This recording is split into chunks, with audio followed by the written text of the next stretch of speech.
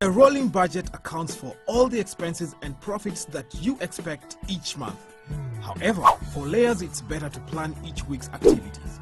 So for the first 8 weeks, you need to buy and build the house, buy equipment, buy feeds, provide clean water, brooding cost, buy the chicks, vaccinations, vitamins, labor cost, and miscellaneous costs.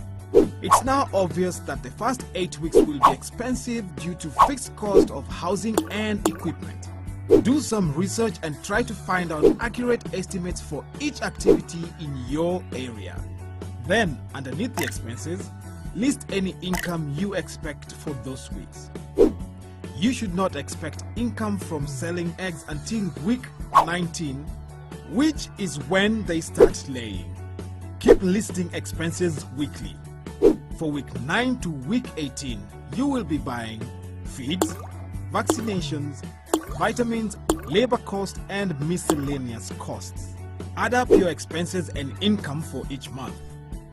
You should find you'd require around 645 shillings per bird for the first 4 months, and you will have no income from eggs yet.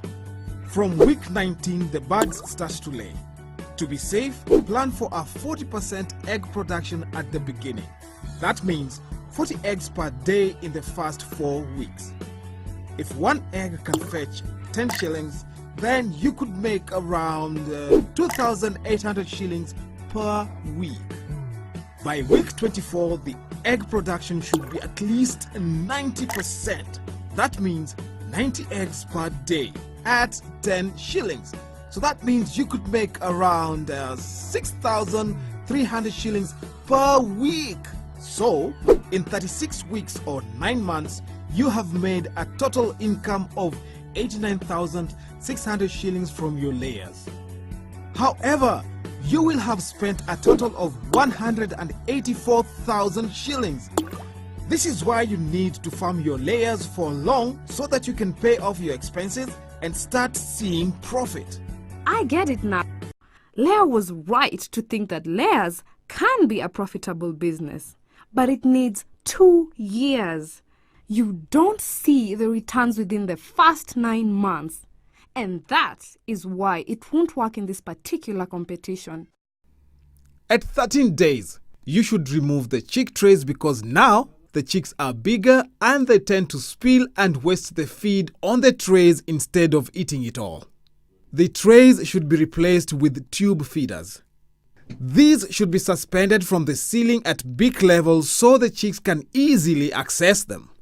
The chicks will now start throwing dirt into the water and contaminating it.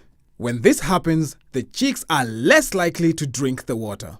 So the drinkers also need to be suspended at beak level. If the chicks start huddling around the jiko, it means the temperature is too low and they are cold. If they stay by the jiko, they are not feeding much and therefore they don't gain the right weight. Good temperatures means happy, feeding, drinking chicks. This saves you money in the long run as they will grow faster and be ready to sell sooner.